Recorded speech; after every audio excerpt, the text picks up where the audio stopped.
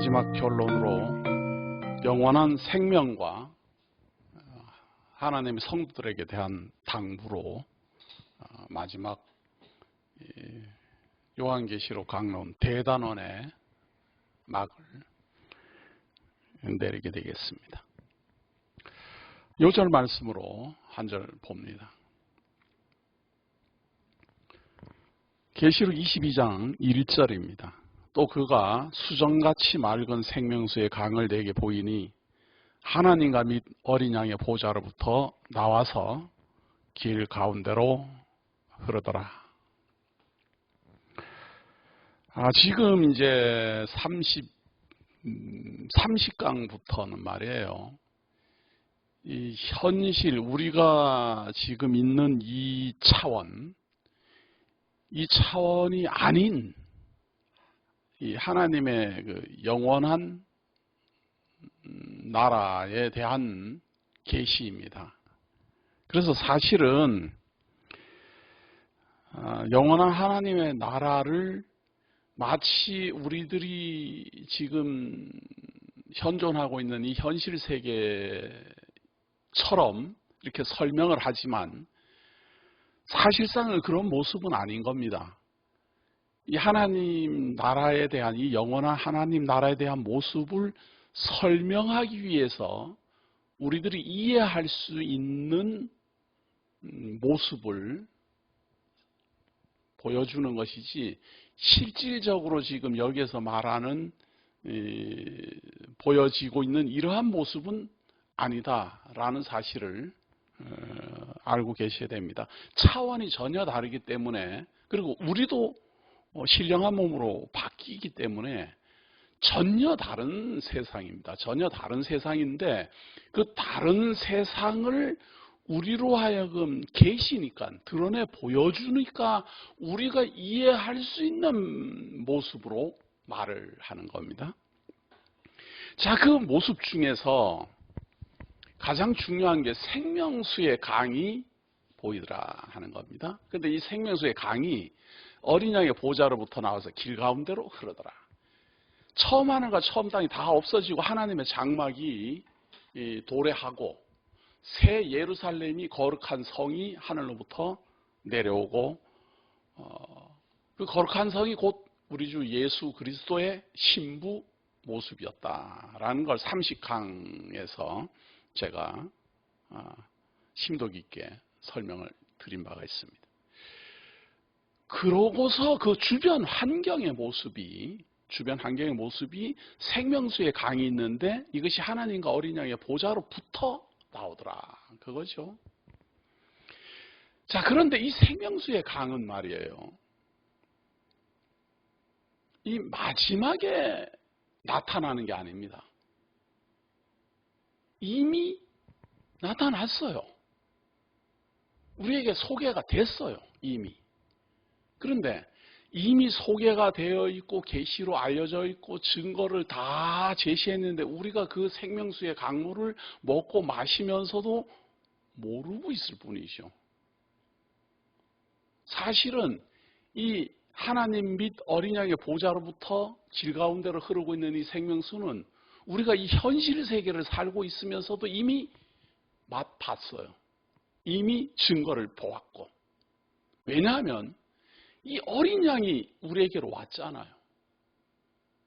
이 어린 양이 와서, 이 어린 양 대신 예수 그리스도가 우리에게로 와서 이 생명수의 강을 우리에게 계시로 알려주었어요. 그 알려준 내용이 무엇인가 하면 바로 요한복음 7장 37절입니다. 명절 끝날 곧 큰 날에 예수께서 서서 외쳐 이르시되 누구든지 목마르거든 내게로 와서 마시라.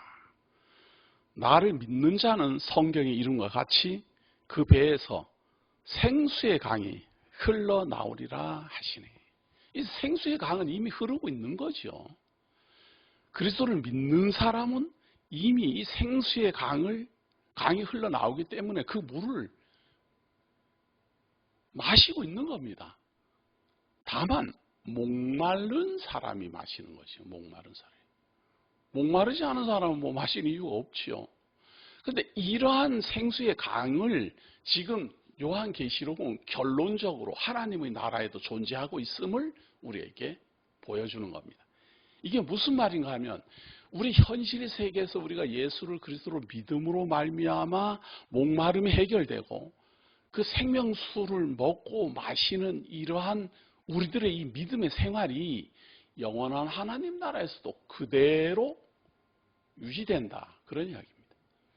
차원이 다른 세상으로 완전히 바뀌었어도 이것은 바뀌지 않는다. 그 말.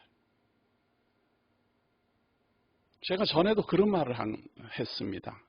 이 세상에 있는 모든 것들은 다 사라져도 신비에 새겨진 하나님의 말씀은 영원하여 하나님의 영원한 나라에서도 우리들 신비에 새겨져 있고 기억에 남아있다라는 사실입니다.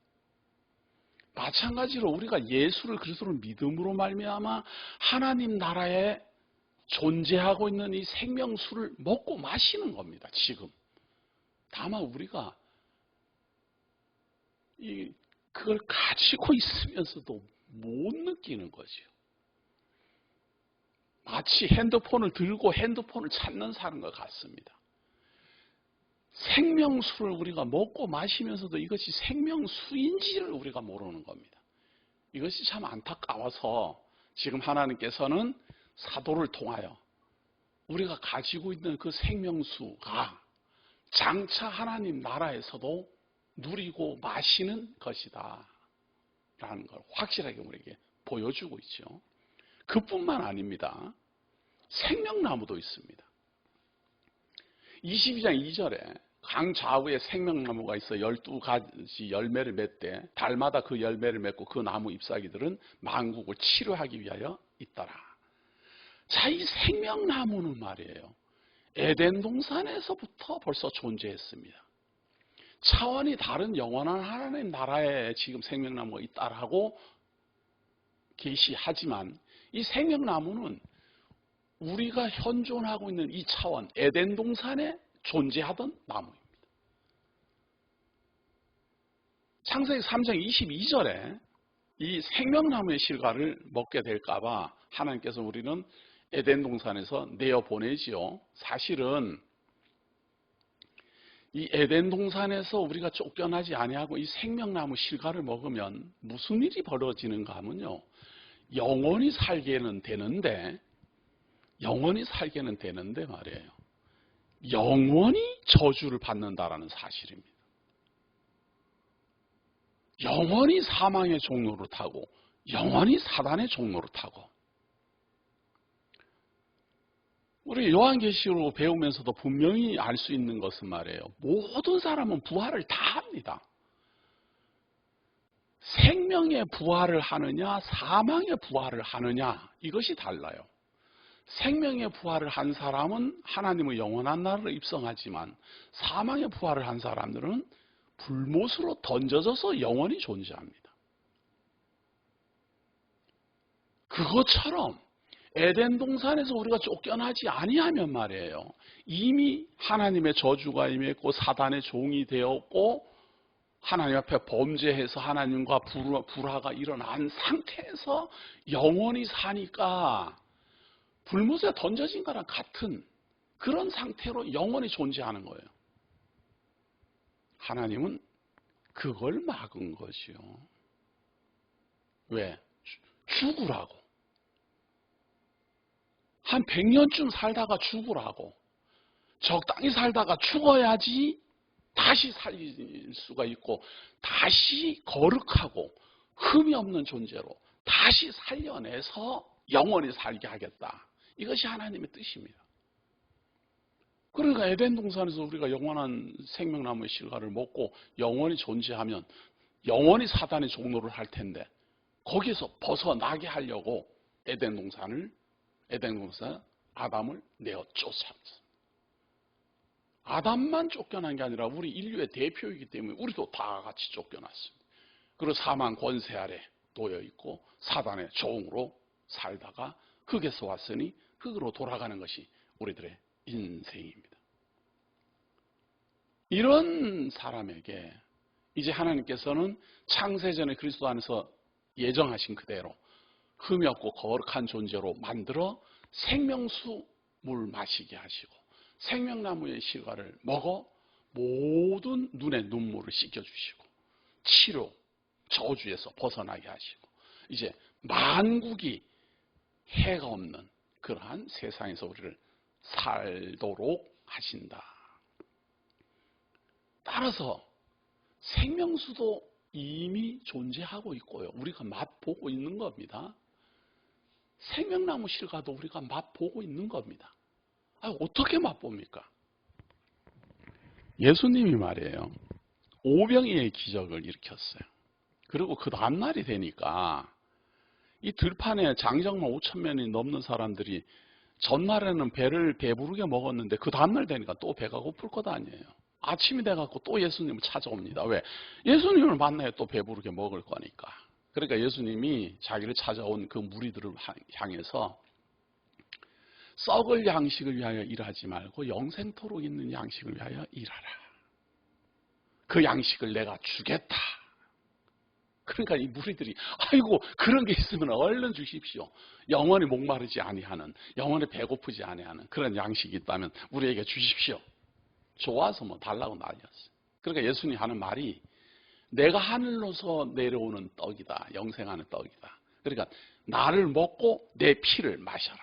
나를 먹고 내 피를 마시는 사람은 영원히 살 것이다. 사람들이 황당해갖고 말이에요. 이게 지금 도대체 무슨 말이냐 말이죠. 예수님은 무슨 말을 했는가 하면요. 내가 지금 하나님 나라에 이 생명나무고 내가 이 하나님 나라의 이 생명수의 근본이고 주체다. 그런 이야기 아니에요. 지금 하나님의 보좌로부터 생명수가 나가고 이 생명나무가 그 보좌로부터 흘러나가는 생수의 강가에 생명나무가 존재하고 바로 그 근원이고 근본이다. 이 말을 지금 한 거예요. 그러나 그때 당시에 이 오병이 기적을 맛봤던 이 성도들이 이해를 할 수가 없는 말이잖아요. 이게 거기다가 자기를 먹고 마시라는 거예요. 자기 몸이 자기 살이 영생하는 떡이라는 거예요. 하늘로부터 내려오는 영생하는 떡. 자기 피가 영원히 살게 하는 생명수라는 거예요.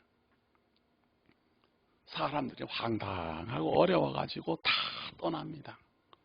제자들도 다 떠납니다. 12사도만 남았습니다. 예수님이 그 영생하는 떡을 어떻게 먹고 마시겠습니까? 라고 말을 했을 때 이 무리들이 왜 떠났는가 하면요. 예수님이 이렇게 말했어요. 육을 살리는 것은 무익하고 내가 살리는 것은 영이라 그래요. 그러니까 영생하는 떡을 먹고 마셔야 되는 것은 영이 먹고 마셔야 하는 것이지 진짜 육신, 살을 먹고 피를 마시라는 게 아니다 이 말이에요. 그러면 영이 먹고 마셔야 하는 그 살과 그 피는 무엇입니까? 그러니까 예수님이 하는 말이 내가 이르는 말이다. 내가 일러주는 말이 곧 영이요 생명이라. 그러니까 무리들이 에이고 그런 이론이라는 이야기 아니냐. 이론. 말이라는 것 아니냐. 그래서 황당해하고 다 떠납니다. 예수님이 12사도들만 남으니까 12사도들에게 묻습니다. 너희들도 가려느냐? 베드로가 하는 말입니다. 생명의 말씀이 계시오매 우리가 네게로 가오리까. 베드로는 정확하게 고백했습니다. 우리 주 예수 그리스도의 입으로 나오는 말이 곧 영이고 생명이고 곧 생명수고 생명나무 실과입니다. 그런 고백입니다. 그러니까 사실은 이 생명수를 먹고 마시는 것, 생명나무 실과를 먹고 마시는 것은 벌써 예수 그리스도의 초림 때부터 시작되었다라는 말입니다. 그래서 그 생수를 먹고 그 생명의 떡을 먹는 사람들은 다 죽지만 반드시 살아날 것이다. 반드시 살아나고 영원한 하나님 나라에서 생명수를 먹고 생명의 떡을 마실 것이다.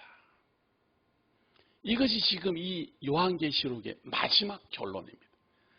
자, 그런데 이렇게 생명수 그리고 생명나무 실과 이렇게 말하면은 말이에요. 이거는 좀 이렇게 뭐라 그럴까요? 좀 신비스럽기도 하고 그러지만 이렇게 우리들이 좀 이해하는 데에 체감하는 데에 조금 이렇게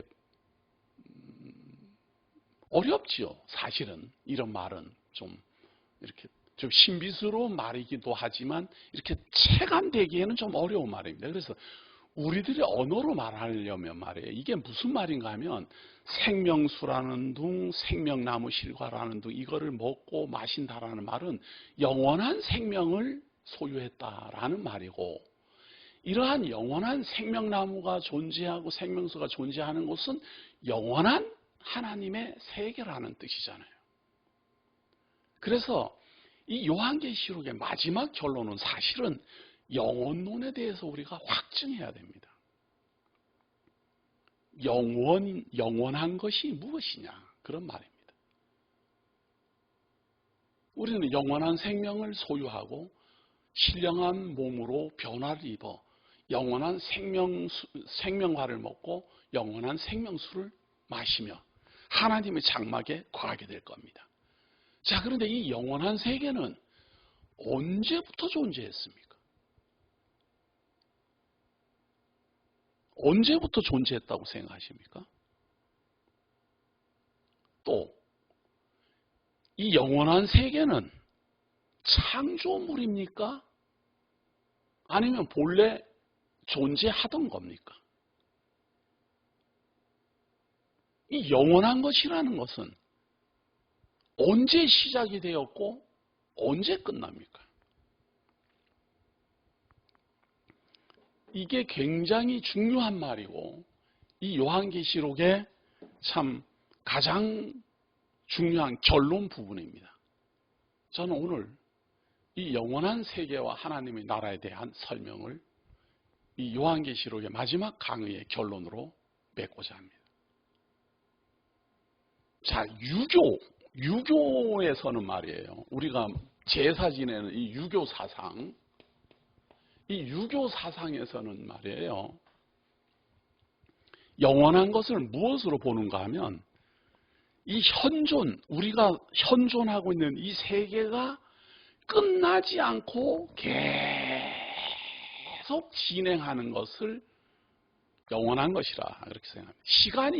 시간이 끝이 없고 시간이라는 말은 시작한 사이다 이런 말이잖아요. 그런데 이것이 끝이 없이 계속 진행한다. 어떻게 시작됐는지는 모르고 그냥 저절로 그러하다. 저절로 이 어떤 우주의 활동에 의해서 기가 하다가 기가 뭉쳐가지고 말이죠. 이 우주가 만들어지고 지구가 만들어지고 그 지구에 사는 이 생명체들이 만들어지고 삼라만상이 만들어지고 이렇게 만들어졌다 말이에요. 저절로 그렇게 됐다. 저절로. 그렇게 만들어져서 영원히 지속한다. 그거예요. 그래서 유교에서는 우리 사람들이 말이에요. 죽으면 죽자마자 저승을 간다거나 천국을 간다거나 그런 생각이 없습니다. 그럼 죽으면 어떻게 됩니까? 죽으면 끝나는 거예요. 뭐 저승이고 천국이고 그런 게 없고 죽으면 흩어지는 겁니다. 이렇게 뭉쳤던 이 사람이라는 이 기 덩어리가 죽으면 이제 흩어져서 이 우주 삼라만상 어디론가 흩어지는 거예요. 그랬다가 또다시 뭉치는 겁니다. 그런데 이것이 급속도로 빨리 흩어지고 빨리 모이고 이러는 것이 아니라 서서히 흩어지고 서서히 뭉친다. 그래서 유교 사상에 의하면 사망하면은 말이에요. 즉시로 우리 곁을 떠났다라고 보지 않고 죽은 자가 우리와 같이 함께 한다라고 생각합니다. 그래서 3대, 4대가 지나가면 이제 흩어졌다. 그래가지고 제사를 지낼 때 한 3대까지만 제사를 지냅니다. 우리와 함께 살아있는 존재다. 그 말. 비록 죽었으나 우리와 함께 하고 있다. 그런 이야기입니다. 그래서 지금 서서히 흩어지고 있다. 그래서 그런 조상신을 모셔둔 것을 신주단지라 그러죠. 신주단지에 죽은 우리의 조상이 존재하고 있다. 그리고 그 제사를 지내는 이유가 땅에서 살다가 죽고 그 다음 혈육이 이어져 가고 또 이어져 가고 또 이어져 가고 이것이 제사거든요. 살다가 죽었으면 그 다음 후손이 선대를 기억하는 거예요. 여기서 선대를 기억하고 살다가 죽으면 그 다음 후손이 선대를 기억하고 그 기억하는 방법이 바로 제사입니다. 그래서 이 유교 사상에 심취한 사람은 제사가 중요하기 때문에 제사를 지낼 수 있는 자격이 있는 아들을 그렇게 원하는 겁니다. 아들로 이 시족이 전승돼 가기 때문에 그렇습니다. 그래서 이 유교 사상에 의한 영원론은 현존하고 있는 이 삼라만상, 이 전 우주 만사 만물이 저절로 그러하게 생겨났고 태동된 이 저절로 그러함이 지속된다. 지속. 그러니까 시간 세계가 지속되고 있다. 그래서 사실은 이 유교 사상의 이 시간론은 이 시간이 끝이 없다. 그런 이야기입니다. 시작도 없고 끝도 없다. 언제 어떻게 생겼는지도 모르고 끝나는 것도 없고 그렇게 해서 시작도 없고 끝도 없이 진행한다. 그 다음에 철학입니다. 불교는 말이에요. 철학이에요. 정확하게 말하면 종교라기보다는 철학 사상입니다. 그런데 철학 사상을 설파한 그 철학자를 신격화해서 우상화하는 거죠. 좀 변형된 거죠. 진짜로 말한다면 지금 우리가 보통 불교에서 말하는 부처 이래갖고 그 만들어놨잖아요. 그 부처도 그 부처로 모시고 있는 그 석가모니가 죽고 난 다음에 600여 년 동안 그런 거는 전혀 없었어요. 그걸 무불시대라 그래요. 그런 부처를 만들어 놓고 그 앞에 비리고 그러는 게 전혀 없었어요. 그러니까 600년이나 지난 다음에 그 석가모니를 기리기 위해서 이렇게 부처를 만들기 시작한 거예요. 그러니까 이게 변형된 겁니다. 사실은 사상적으로는 철학적인데 그런데 이 철학에 의해서는 모든 것 영원한 것이라는 것은 시작이 없고 끝도 없다. 그래서 돌고 돈다. 모든 것은 돌고 돈다. 시작도 없고 끝도 없잖아요. 이 공은 시작도 없고 끝도 없잖아요. 언제가 시작인지 어디가 끝인지 계속 돌고 돌잖아요. 돌고 돌잖아요. 그래서 이 철학 사상에 의해서는 영원한 것은 시작도 없고 끝도 없는 것이다. 그런데 우리는 출생이라는 시작이 있고 사망이라는 끝이 있잖아요. 그러니까 이렇게 출생이라는 시작이 있고 사망이라는 끝이 있는 이런 것은 영원한 것이 아니다. 영원한 것은 시작도 없고 끝도 없는 것이지 이렇게 시작이 있고 끝이 있는 것은 반드시 다 사라질 것들이다. 그거예요.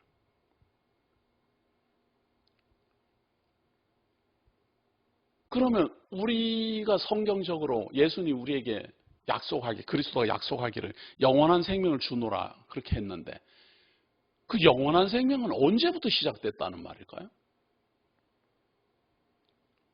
그러니까 철학 사상적으로 영원한 것은 시작도 없고 끝도 없다라고 말을 했다면 이거랑 똑같이 생각을 만약에 하게 된다면 우리 기독교에서 말하는 요 영생도 영원한 생명이니까 시작도 없고 끝도 없잖아요. 시작도 없고 끝도 없는 거잖아요. 시작도 없고 이 영원한 생명은 사망도 없는 거예요. 그렇게 되면 영원한 생명을 우리에게 준다라는 말이 이상한 말입니다. 영원한 생명은 시작도 없고 끝도 없는데 우리를 뭐 영원히 살게 해준다고 그래요. 본래 그냥 영원히 사는 건데. 그러니까 우리가 이 성경에서 말하고 있는 영원한 것을 철학자들이 말하는 시작도 없고 끝도 없다라는 걸로 동일하게 생각하면 그건 비성경입니다. 성경에는 시작도 끝 없고 끝도 없고 영원 자존자는 하나님 외에는 없어요. 모든 것이 하나님으로 말미암아 시작되고 하나님으로 말미암아 끝납니다. 영원한 세계도 만약에 말이에요. 만약에 이 철학적인 사고를 그대로 접목시켜 가지고 하나님 계시고 영원한 것이 따로 있고 이거 이원론이에요. 하나님이 영원한 세계에 존재하잖아요. 그리고 이 영원한 세계는 그럼 언제부터 있었습니까? 시작도 없고 끝도 없는 거니까 이 영원한 세계도. 하나님도 시작도 없고 끝도 없지만 영원한 세계도 시작도 없고 끝도 없어요. 본래부터 존재했다 그런 이야기 아니에요. 자, 그러면 이 시작도 없고 끝도 없는 이 영원한 세계에서 만들어진 것이 피조물이거든요. 영원한 것이 시공형으로 드러난 것이 피조물이다 그 말이에요. 보이는 걸로 시공형으로. 그리고 실제적인 영원한 것이라는 것은 시공형이 아닌 상태, 본래 보이지 않는 상태에 있는 그것이 영원한 것이다. 그렇게 말을 하면요, 하나님은 창조주가 아니다라는 말이 됩니다. 성경에는 하나님이 보이는 것이나 보이지 않는 것이나 모든 것의 창조주라는 거예요. 다시 말해서 우리가 살고 있는 이 세상도 창조했지만 영원한 세계도 하나님이 창조했다라는 말입니다. 그런데 영원한 세계를 창조했다라는 기절을 해요. 왜냐하면 영원한 것은 시작도 없고 끝도 없다는데. 그래서 제가 물어봤어요. 누가 그러더냐고, 누가. 철학자들이 그러지 않아요. 성경이 그러는 게 아니고. 영원한 것은 시작도 없고 끝도 없다라고 성경은 말하지 않았어요. 어디서도. 누가 만약에 그런데 그렇게 말한 곳이 있다면 저한테 한번 좀 보여줘 봐요. 하나님만 시작도 없고 끝이 없어요. 왜냐하면 모든 것이 하나님께로 말미암아 시작되고 모든 것이 하나님께로 말미암아 끝나니까 시작도 없고 끝도 없는 존재는 오직 하나님 외에는 없고 그 외에 영원한 것이란 또 잠시 잠깐 있다가 사라질 이 세계나 모두 다 시작은 다 있는 거예요. 하나님이 시작하지 않았는데 어떻게 시작이 없어요?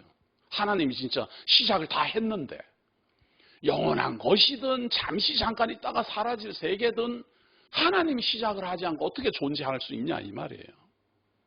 만사 만물이 하나님이 알파가 되셔서 하나님으로 말미암아 생수의 강물이 나오고 그 생수의 강물을 따라 생명나무가 존재하고 생명나무의 실과가 열리고 그러는 것인데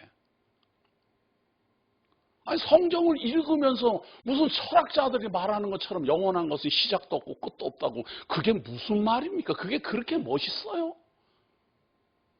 영원한 것이 시작도 없고 끝도 없고 성경이 만약에 그렇게 말을 한다면 하나님은 창조주가 아니다라는 말이 돼요. 성경은 만사 만물, 보이는 것이나 보이지 않는 것이나 하나님이 창조하지 않은 것이 아무것도 없다는데 그리고 하나님이 시작을 했다라는데 그렇기 때문에 철학 사고, 이 철학적인 사고를 가지고 영원한 것을 논하는 이 교사들이 많아요.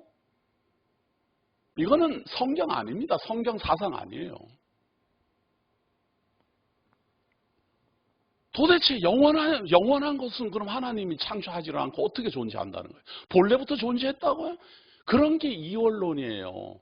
하나님은 스스로 존재하는 자예요. 그러니까 우리는 이 지구, 우주라는 이런 기반을 가지고 존재하잖아요.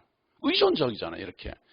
그런데 하나님은 스스로 존재하는 자이기 때문에 영원한 세계에 의존하지 않아요. 영원한 세계도 하나님으로 말미암아 시작된 것이지. 그래서 영원한 세계도, 영원한 생명도 시작이 다 있는데 왜 영원하다 그러는가? 왜 영원히 끝이 없다라고 그러는가? 하나님이 끝내지 않겠다라고 약속을 하는 거예요. 하나님에게 권리가 있어요. 하나님이 시작을 하고 끝낼 수도 있고 끝내지 않을 수도 있고 이것이 하나님 주권이에요. 근데 철학자들이 말하기를 아니 어떻게 시작이 있으면 반드시 끝이 있는데 영원한 것이라는 것은 시작도 없고 끝도 없는 것인데 시작이 있는 것은 반드시 끝이 있어야 되는데 어떻게 시작이 있다고 그렇게 말을 하면은 끝이 반드시 있다라는 말이 되는데 그게 어떻게 말이 되느냐? 아니 하나님이 안 끝내겠다는데 그게 그렇게 이상합니까? 영원하신 하나님이 시작도 없고 끝도 없는 하나님이 내가 시작을 해서 영원한 생명을 주어서 거룩하고 흠이 없게 만들어서 그리스도 안에서 다시는 사망에 빠지지 않도록 하겠다라고 하나님이 약속을 하는데 그게 그렇게 이상해요? 저는 그렇게 이상하다고 생각하는 사람들이 이상해요. 하나님이 창세전에 그리스도 안에서 거룩하고 흠이 없게 하시려고 하나님의 성도들을 택하시고 예정하셨어요. 그리고 하늘에 있는 것이나 땅에 있는 것이나 그리스도 안에서 모든 것을 통일되게 하시려고 하나님이 정했어요. 그리고 그것을 깨닫게 하시려고 하나님이 창조를 하시고 세상 섭리를 하시고 그리스도를 보내시고 또 그리스도로 말미암아 구원에 이르게 하시고 심판받게 하고 이 처음 하늘과 처음 땅이 다 사라지고 영원하신 하나님의 나라가 도래하도록 하나님이 섭리하신다. 그래서 우리가 예수를 그리스도를 믿고 영원한 죄사함을 받고 영원한 생명을 얻는다라는 말은 본래부터 시작도 없고 끝도 없이 존재하는 이런 영원한 생명을 받는 것이 아니고 하나님이 주시는 영원한 생명을 얻어 다시는 끝내지 않기로 하겠다라는 약속을 받는 겁니다. 그것이 영생입니다. 그렇게 해야지 말이 되지. 우리가 영원한 생명을 받는 것이 본래부터 존재하는 것이고 하나님이 창조한 것도 아니고 본래부터 시작도 없고 끝도 없이 철학자들이 말하듯이 그렇게 존재하던 생명을 예수를 믿음으로 말미암아 준다면 지금 우리를 속이는 거 아니에요. 하나님이 성경이 그렇게 속인다라는 말이 되잖아요. 그게 영원한 생명 본래 내 건데 왜 그걸 가지고 예수를 믿으면 준다느니 어쩐다느니 그래요? 그게 말이 되는 겁니까 지금? 그러니까 좀 이런 철학자들의 말을 우리가 지금 배우고 이걸 증거하면 되겠습니까? 성경을 가르치는 교사가. 그러니까 이렇게 하는 것을 이렇게 생각하는 것은 접으시고 하나님께서 말이에요. 세상 만사 만물은 하나님이 창조했어요. 이 세상에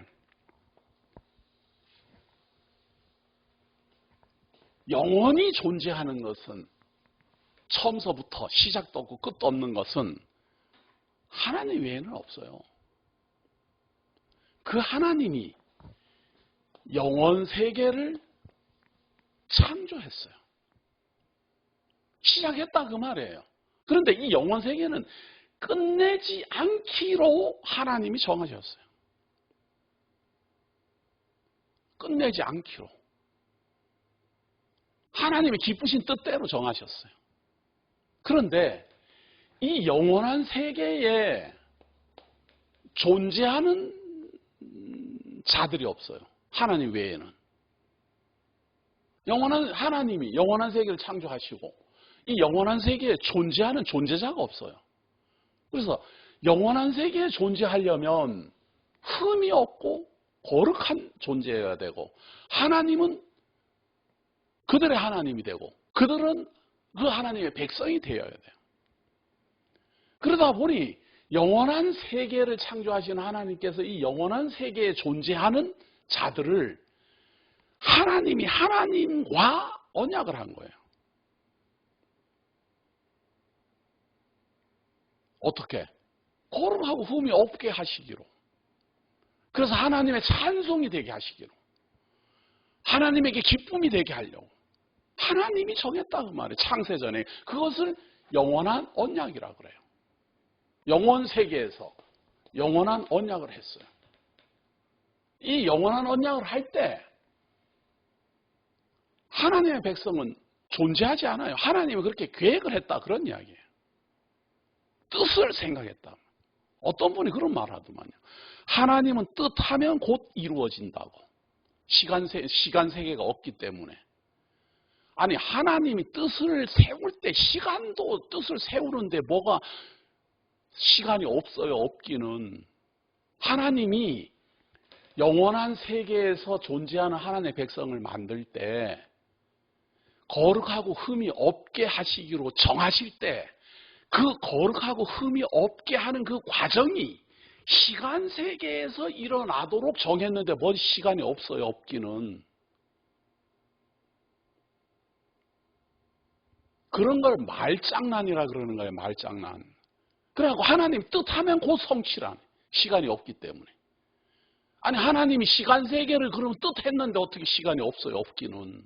시간 세계가 분명히 존재해야죠.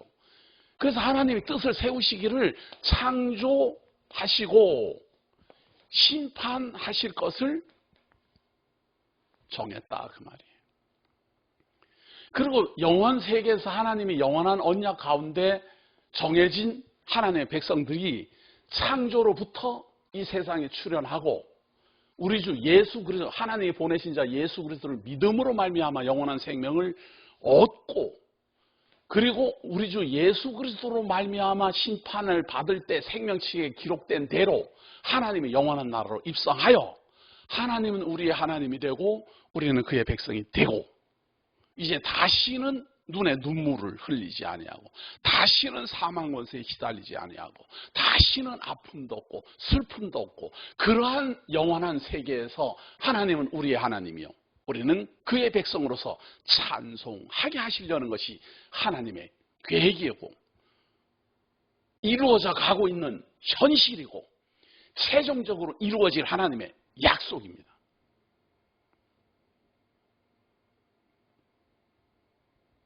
그런데 영원한 세계가 본래부터 자기 스스로 존재하고 있었고 어디서 왔는지도 모르고 시작도 없고 끝도 없고 그리고 영원한 세계에 하나님이 떡 살고 계시고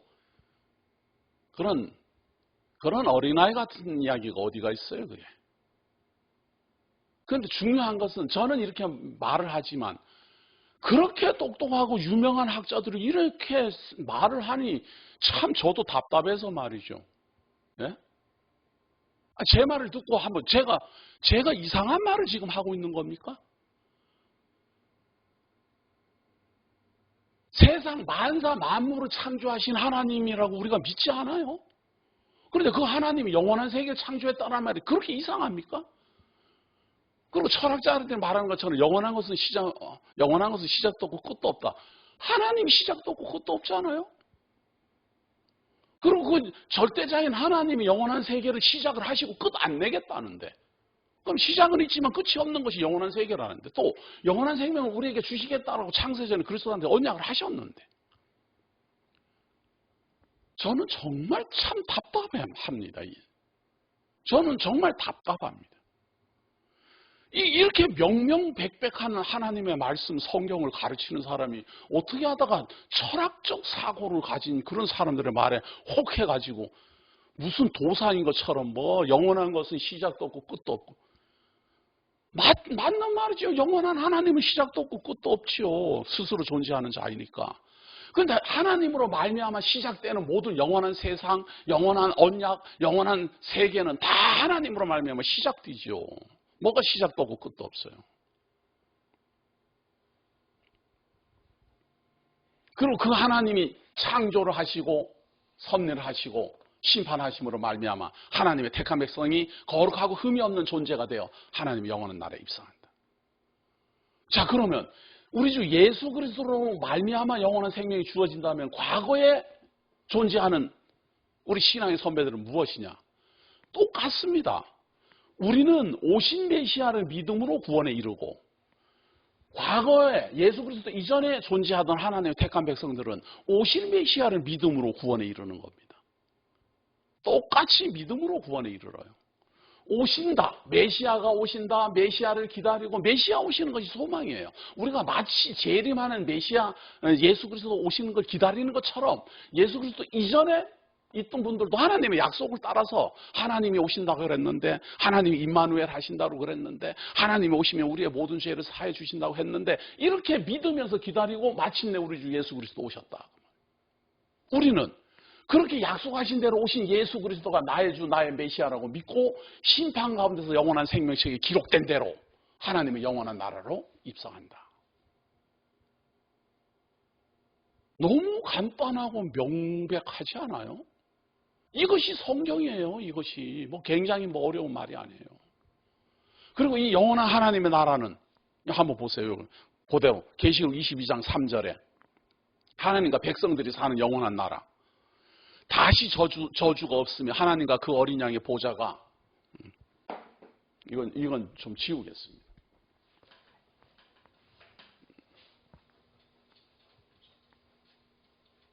자, 이 하나님의 영원한 나라는 다시 저주가 없으며 하나님과 그 어린 양의 보좌가 그 가운데 있으리니 그의 종들이 그를 섬기며 그의 얼굴을 볼 터여 그의 이름도 그들의 이마에 있으리라. 이렇게 하나님과 하나님의 백성들이 함께 존재하는 세계가 영원한 세계고 이 영원한 세계를 하나님 준비를 하시고 우리를 그 하나님의 장막으로 지금 인도하시겠다는 게 계시록의 지금 예언이고 확증인데 그러니까 어렵게 생각하지 마세요. 하나님만 시작도 없고 끝도 없어요. 왜냐하면 하나님이 모든 것의 시작이고 모든 것의 끝이기 때문에 그렇습니다. 그래서 보이는 것이나 보이지 않는 것이나 모두 다 하나님의 창조물입니다. 그 중에 끝이 있는데 사실은 모두 다 시작을 했으니까 끝이 있는데 끝내지 않기로 약속된 것이 영원한 세계고 영원한 생명이고 영원한 하나님의 장막이고 우리는 영원한 하나님의 백성이 되어 그분은 우리의 하나님이 되어 영원토록 존재한다. 이것이 계시록의 예언입니다. 그래서 다시는 저주가 없고 우리는 하나님과 함께 존재하는 영원한 존재자가 될 것이다. 자, 그래서 복이 있는 사람이 있어요. 이러한 하나님의 약속을 기다리고 이 약속이 이루어질 것을 참고 기다리는 복 있는 사람들이 누군가? 이게 믿어지는 사람들이 있어요. 그들이 누군가 하면 또 그가 내게 말하기를 이 말은 신실하고 참된지라 주고 선지자들의 영의 하나님이 그의 종들에게 반드시 속히 되어질 일을 보이시려고 그의 천사를 보내셨다. 속히 되어질 일을 보이시려고 천사들을 보냈기 때문에 보는 눈이 복 있는 사람들이에요. 반드시 속히 될 일이 보여야 돼요. 더 쉽게 말해서 계시록이 보여야 돼요. 그런 사람들이 복 있는 사람들이에요. 하나님이 반드시 이루어 주실 거예요. 7 교회에 보내는 편지로부터 시작돼서 7인을 떼는 권세를 보여주시고 7 나팔의 재난의 섭리를 보여주시고 7 대접의 재앙의 권능을 보여주시고 그것이 보여야 돼요. 보여야 돼요. 음녀가 심판받고 짐승이 심판받고 그게 보여야 돼요. 보이는 사람은 천사가 함께 하는 사람들입니다. 그리고 두 번째, 보라 내가 속히 오리니 이 두루마리의 예언의 말씀을 지키는 자는 복이 있으리라. 두 번째 복 있는 사람은요, 이 예언의 말씀을 지키는, 예언의 말씀을 어떻게 지켜요? 네? 총 들고 창 들고 보쳤습니까? 예언의 말씀을 간직한다 그런 이야기잖아요. 하나님이 이렇게 예언을 했구나, 7 교회에 예언을 했구나, 7인을 떼는 권세를 보여주셨구나, 계시하셨구나, 다 예언된 거를 우리가 다 간직하고 있잖아요. 이 요한계시록 자체가, 요한계시록이 이게 예언서잖아요. 우리가 그대로 가지고 있잖아요. 이걸 간직하고 있고 이걸 그대로 전하고 있고. 근데 이걸 간직하지 않은 사람은요, 이걸 간직하지 않았기 때문에 이게 없으니까 다른 거에서 자꾸 찾아가요. 자기가 직접 천국하고 자기가 직접 지옥 내려가고 이 야단이에요. 이 속히 될 일, 이 두루마리의 예언의 말씀을 우리가 딱 가지고 있는데 뭘 다른 데 가가지고 무슨 예언을 듣고 다른 데 가가지고 미래에 무슨 일이 일어납니까? 그걸 묻고 그래요. 예언의 말씀을 우리가 딱 가지고 있다면 거기에서 물어야지. 장차 앞으로 무슨 일이 일어납니까? 예언의 말씀에 다 있어요. 그런데 이 예언의 말씀을 간직하고 있지 않으면 말이에요. 어떤 일이 벌어지는가 하면 자 이렇게 됩니다. 22장 13절에 하나님 이래 말해요. 나는 알파와 오메가의 처음과 마지막이요 시작과 마침이라. 제가 말씀한 대로 그대로 나와요. 하나님이 시작이고 하나님이 마침이에요. 그러면 우리에게 영원한 생명을 준다라는 말은 무슨 말입니까? 안 마치겠다 그 말 아니에요. 영원한 세계가 존재하는 이유는 뭡니까? 안 끝내겠다 그 말 아니에요. 그래서 이 영원한 하나님 나라에 들어갈 우리 하나님의 백성들은 두루마기를 빨아야 돼요. 두루마기를 자주 빨아야 돼요. 왜냐하면 예수를 그리스도로 믿음으로 말미암아 생명수를 먹고 마시고 생명의 떡을 먹고 마시는데 이 사단의 권세가 있는 이 세상에 살다 보니 자꾸 더러워져요.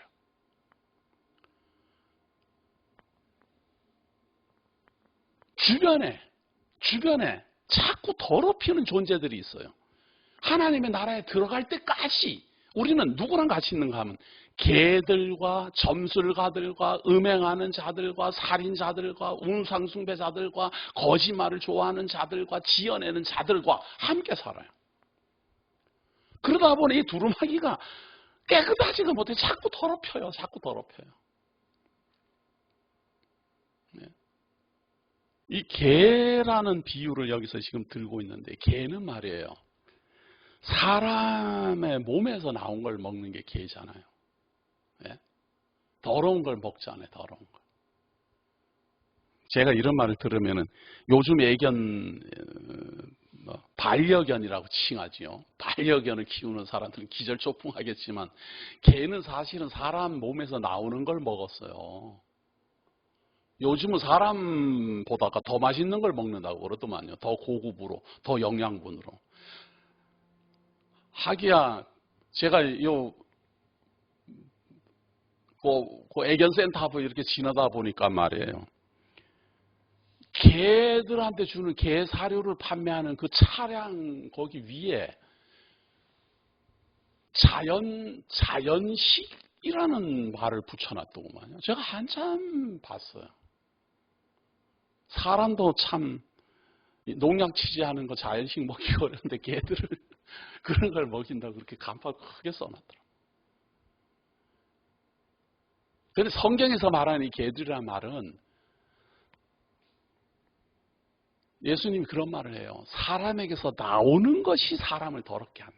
들어가는 것은 사람을 더럽게 하지 않아요. 하나님의 말씀이 우리에게로 들어가서는 우리를 깨끗게 하고 우리를 다 소생케 하고 살게 해요. 그런데 사람에게서 나오는 것들이 사람을 헷갈리게 해요. 영원한 것이라는 건 시작도 없고 끝도 없다. 영원한 생명도 그러니까 시작도 없고 끝도 없다. 그러니까 모든 영원한 것은 시작도 없고 끝도 없다. 그러니까 고로 하나님은 창조주가 아니다. 이렇게 사람을 헷갈리게 해버린다 그 말이에요. 그러니까 사람의 사상은 거짓말이에요. 하나님의 말씀에 위배되는 거짓말. 하나님의 말씀이 참이면 하나님의 말씀하고 위배되는 건 다 거짓말이죠. 그런데 많은 사람들은 사람의 말이 참이라고 그러고 하나님의 말씀을 거짓이라고 하잖아요. 그래서 우리가 힘이 든 거예요. 그래서 이렇게 증거를 해야 되는 거고. 그러니까 이 하나님의 말씀을 우리는 간직해야 되고 또 증거해야 되고 가르쳐야 되고 자꾸 전승해야 돼요. 그래서 우리와 같이 하나님의 택한 백성들에게는 반드시 전승되도록 이 일을 해야 되는 게 교회예요. 교회가 해야 될 일이 그런 거예요. 그런데 사람들은 말이에요. 눈에 보이는 건물을 짓는다든지 눈에 보이는 뭐를 이렇게 하는 거는 아주 보람도 있고 뭐 대단히 하는 것처럼 생각을 하고 거기에 막 연보도 많이 하고 힘을 다해요. 그런데 이 가장 중요한 진리의 말씀을 전승 전파하는 것에 대해서는 그렇게 참 소홀할 수가 없어요. 그저 목사만 큰 애를 쓰고 있어요. 목사만. 그것이 저는 너무 마음이 아파요.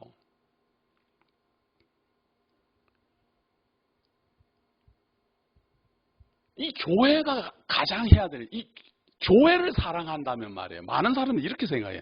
교회를 사랑한다는 걸 어떻게 이해를 하는가 하면 교회를 사랑하는 방법은 교회 성도들을 사랑하는 것이다. 틀린 말이 아니에요. 맞는 말이에요. 그런데 교회를 사랑하는 방법이 하나, 교회 성도들을 사랑하는데 그 사랑할 때 그 성도들을 사랑하는 게 무엇으로 사랑할 거냐 그 말이에요. 아니, 하나님의 말씀으로 성도를 섬겨줘야지 되지. 먹을 거 있는 걸로 섬겨줄 수는 없잖아요. 먹을 거 있는 거는 자기네들이 더 잘 먹는데요. 뭘 섬겨줘요, 그게. 그래서 교회를 진정으로 사랑하려면 하나님의 성도들을 사랑해야 돼요. 성도가 하나님의 성도, 교회니까. 그런데 그 하나님의 성도는 하나님의 말씀을 먹고 마셔야 된다, 그 말이에요. 그것도 진리의 말씀을. 엉터리 사상, 잘못된 이단 사술 이런 걸 배우는 게 아니고, 그래서 가장 중요한 것이 하나님의 말씀을 잘 가르치도록 최선을 다해야 되고, 그걸 하기 위해서 말씀을 가르치는 목사를 섬겨주고 아껴주는 거예요. 목사라는 직함이 대단해서 그러는 게 아니라 하나님의 성도들을 사랑하는 방법이 하나님의 말씀으로 사랑해야 되기 때문에 그 말씀을 바르게 잘 가르쳐 달라고 목사를 섬기는 거예요. 그런데 내가 뭐 목사나 섬기고 뭐 목사 좋은 일 하려고 연보하는 줄 아냐? 내가 뭐 목사한테 뭐 이용이나 당하고 그런 생각을 한단 말이에요. 물론 그렇게 이용하는 목사도 있겠죠. 만약에 그렇게 이용하는 목사 같으면 떠나는 게 맞아요. 저도 마찬가지예요. 성도님들 볼 때, 강소창 목사가 나를 사기나 치고 말이에요. 이용이나 해먹는구나. 그럼 떠나십시오. 저는 진짜 안 잡습니다. 그런 생각으로 말씀을 듣고 있으면요. 가르치는 저도 맥 빠지고 듣는 성도들도 힘들어요. 그렇게 해가지고 어떻게 교회가 되겠습니까? 그거는 서로를 위해서도 빨리 헤어져야 돼요. 그거는. 그리고 저를 어떤 마음으로 보셔야 되는가 하면 교회를 사랑하자. 이 교회는 하나님이 불러 모으시는 성도들의 모임입니다. 그 하나님의 성도들을 가장 사랑하는 방법은 거짓말, 지어낸 말을 가르치지 말고 올바른 하나님의 말씀을 바르게 전승하도록 하자. 그리고 그것을 바르게 전승하는 교사를 어떻게 해서든지 협력해주고 도와주어서 그 일을 하는데 큰 지장이 없도록 협력해주는 것이 교회예요. 그런데 목사한테 꼭 이용당하는 것 같거든요. 가만히 봤더니 목사는 가만히 있다가 성경만 설교나 1시간 똑 하고 그러고 땡이고 그런 생각을 하시는 분이 그럼 많지는 않겠지만 혹시나 그런 생각을 하시는 분이 있을까봐 제가 혹시나가 아니라 진짜 그렇게 생각하는 분들 있어요. 많아요. 죄송하지만 그렇게 생각이 들면 목사한테 이용당하는 게 맞아요. 요즘 학원에 가고 강의할 때도 일주일에 3시간 강의하는 사람 봤어요? 하루에도 10시간씩 하는데 목사 강의해봐야 일주일에 3시간이잖아요. 수요일하고 오전 오후하고 저는 또 새벽 기도도 안 하겠다. 그렇게 계산이 되면은 지금 이게 이상한 거예요, 지금. 그렇게 계산이 되면은 이제 이용당하는 것 같고 농락당하는 것 같고 그래요. 그러면 교회를 섬기면 안 되는 거예요. 몇 시간을 연구했느냐, 몇 시간을 말을 했느냐, 일을 얼마나 했느냐, 공로가 얼마나 많으냐, 크기가 얼마나 크냐, 이런 게 전혀 아니고, 거짓말이 아닌 진실된 하나님의 말씀을 바르게 잘 가르치느냐? 1시간 아니라 막 1년에 1시간을 가르치더라도 올바른 말을 하느냐, 거짓말을 하느냐. 그래서 가르치려는 사람은 이것이 혹시나 잘못될까봐, 혹시나 실수할까봐, 혹시나 내가 잘못 볼까봐 그냥 또 살피고 또 살피고 또 살피고 그러는 건 안 보이잖아요. 성도들이 안 보이잖아요. 그리고 제가 지금 그래도 요한계시록 이렇게 1강부터 시작해서 31강까지 이렇게 풀어나갈 때는 이게 갑자기 그냥 가만히 있다가 하늘로부터 계시가 싹 와갖고 이렇게 알아지는 건 아니지 않아요. 그런 모든 걸 다 생각할 수 있는 사람이어야만 교회를 섬길 수 있고 교회의 일을 할 수가 있고 또 그런 생각으로 협력을 해야만 연보가 하나도 안 아깝고 오히려 더 협력하고 싶고 그러는 거예요. 우리 교회가 마지막 남은 사명이 바로 이겁니다. 개들로부터 우리를 하나님의 성도를 지켜야 돼요. 사람의 잘못된 사상, 철학 사상, 이방 종교 사상 이런 것들로부터 지켜내야 돼요. 또 점술가들 예언의 말씀을 가지고 있으면 그 예언의 말씀 속에 미래가 다 말해지고 있고 이 요한계시록이 미래를 다 말하고 있는데 점을 외치러 가는가? 미래가 궁금해서 가는 거 아니에요. 그런데 성경은 앞만 봤더니 내가 앞으로 뭐가 될 것이다, 앞으로 어떻게 살 것이다, 뭐 사업하다 망할 것이다 이런 말은 하나도 없으니까. 구원은 어떻게 받고 죄사함은 어떻게 받고 거룩하고 신령한 몸이 되는 건 어떻게 되고 이런 말은 있는데 우리가 당장 세상을 살면서 어떻게 잘 살고 못 살고 이런 점은 없으니까. 그러니까 점쟁이 찾아가는 거고 또 그런 사람들을 위해서 목사도 점을 쳐요. 또 예수 점쟁이라 그래. 그런 사람들 예언기도 받았다 이러면서. 그런 거 하지 마세요. 그런 거 하지 마세요. 우리가 예언의 말씀을 간직한 사람인데 뭔 점을 치고 앉았어요. 그래. 예언의 말씀을 간직하고 있는데 무슨 또 다른 예언을 한다고 난리예요. 난리는. 그런데 인생살이가 그렇게 궁금하지? 저도 궁금합니다. 아니, 궁금하게 살아가는 게 멋있지 않아요? 내가 지금은 비록 이렇지만 장차 하나님이 나를 어디로 인도해 가실까? 기대되지 않아요? 비록 내가 지금은 이렇게 참 서러움을 당하고 이렇게 슬프고 이렇게 아프지만 하나님이 이런 과정을 거쳐서 최종적으로 나를 하나님의 장막에 거하게 인도하시고 눈에 눈물을 식혀 주실 거라는 그 약속이 딱 정해져 있는데 결론이 우리 손에 딱 우리들 신비에 딱 새겨져 있는데 지금 내가 사망의 음침한 골짜기에 있더라도 최종적으로 도달할 곳이 하나님은 우리의 하나님이 되고 우리는 그의 백성이 될 것이라는 이 간절한 소망이 있는데 그 중간에 뭐 사업하다 망했고 뭐 쓰러졌다 일어나고 병들고 말고 그게 그렇게 중요합니까? 병이 들었어도 일어설 거라는데 아니 죽어가고 흙에서 어성으로 돌아갔다가도 거룩한 몸으로 일어날 거라는데 정말 참 저는 그 판단력이 그렇게 작을까? 네? 제가 아주 쉽게 설명을 해가지고 말이에요. 예를 들어서 뭐 그런 일은 없지만 제가 대통령이 될 거라고 약속이 뚜렷하게 돼 있었어요. 대통령이 될 거라고.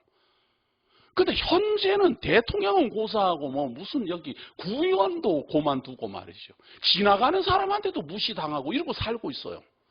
그런데 대통령이 될 거라는 약속만큼은 분명히 주어졌고 그것도 하나님이 약속을 했기 때문에 반드시 이루어질 거라는 그런 확신을 갖고 있어요. 그럼 현실이 암만 아파도 현실이 암만 부끄러워도 웃음이 나와야 되지 않아요?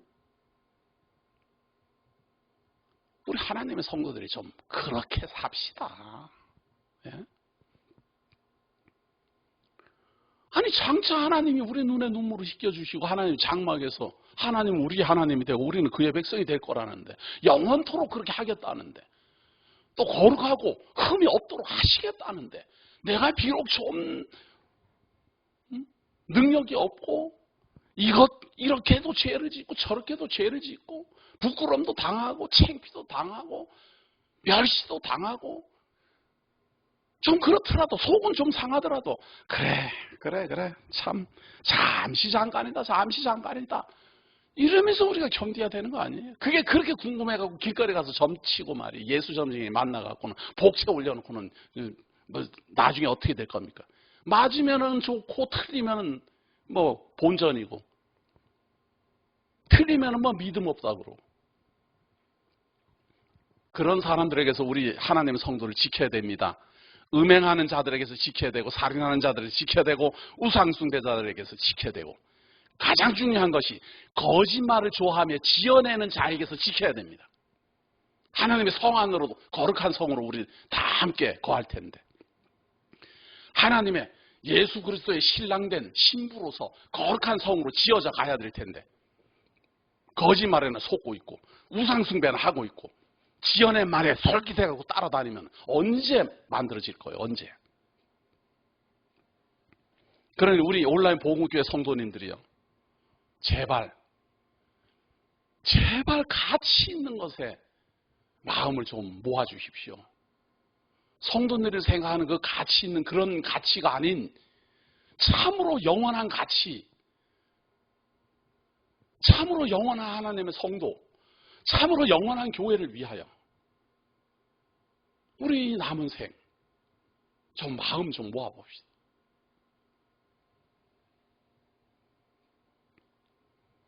그 방법은 무엇인가 하면 22장 16절에 다음처럼 소개하고 있습니다. 나 예수는 교회들을 위하여 내 사자를 보내어 이것들을 너희에게 증언하게 하는데 사자라는 말은 말이에요. 교사라는 말입니다. 교사. 7교회에 보내는 사자. 7교회 사자에게 전하노라 이렇게 시작했잖아요. 그래서 교회를 가르치는 사자, 교사. 이것들을 너희에게 증언하게 하였노라. 그러니까 하나님의 교회 교사는 예언의 말씀을 간직하고 이 예언의 말씀 속히 이루어질 일을 증언하는 사람이 교회 교사예요. 뭐 세상은 어떻게 사니, 뭐 어떻게 하면 성공하니, 어떻게 하면 돈을 버니 그런 거 가르치는 게 교사가 아니에요. 그러니까 예언의 말씀을 간직하고 속히 이루어질 일을 하나님의 성도를 향해서 열심히 가르치고 지어내는 말하는 사람, 거짓말하는 사람에게 보호하고 음행하는 사람에게 보호하고 개들에게서도 보호하고 점치는 사람들에서 보호하는 게 바로 교사예요. 그리고 오직 전하는 말은 성령과 신부가 말씀하시기를 오라 하시는도다. 듣는 자도 오라 할 것이요 목마른 자도 올 것이요 또 원하는 자는 값없이 생명수를 받으라 하시더라. 우리가 성령으로 거듭나서 예수 그리스도의 신부가 되어 말을 하는데 오라 이러고 전하지 않아요? 이런 걸 전도라 그래요. 듣는 자도 오라 하고 목마른 자도 오라 그러고 원하는 자는 값없이 생명수를 받아 마시라 그래요. 우리 주 예수 그리스도를 받아 마시라 그래요. 생명수를 마시라 그러고 생명의 떡을 먹으라 그러고 그래야 영원한 생명을 얻는다 그러고 우리가 이거 하고 있잖아요. 22장 17절은 바로 우리가 하는 행동을 정확하게 말하고 있어요. 우리가 성령의 감동을 따라 예수 그리스도의 신부로서 말하고 있어요. 이거 우리 쉬지 않고 해야 되고 교회를 위해서 증언해야 됩니다. 그러다가 이것들을 증언하신 이가 이르시되 내가 진실로 속히 오리라 하시거늘 아멘 주 예수여 어서 오시옵소서. 아멘 주 예수여 오시옵소서. 저 정말 그립습니다. 빨리 오셨으면 좋겠습니다. 빨리 오셨으면 좋겠습니다.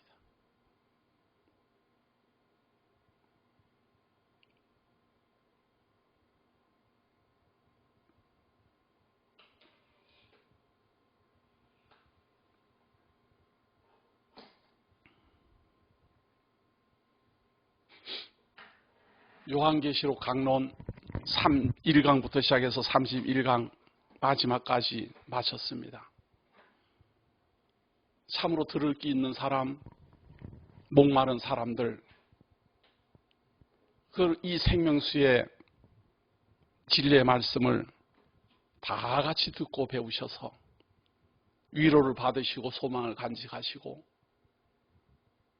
우리 주 예수 그리스도를 믿음으로 말미암아 영원한 하나님 나라에 함께 입성하여 하나님은 우리의 하나님이 되고 우리는 그의 백성이 된다라는 놀라운 그 약속이 이루어지는 그 현장에 성도님들과 제가 함께 있기를 예수의 이름으로 기원합니다.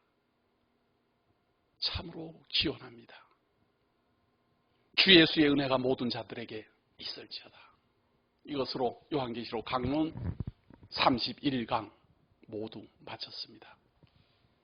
감사합니다. 기도하겠습니다. 하나님께서 우리를 사랑하셔서 지금까지 인도하여 주시고 놀라우신 하나님의 말씀을 교회를 위하여 사자를, 교사를 보내어 가르치게 하시고 증언하게 하셨으니 고맙습니다.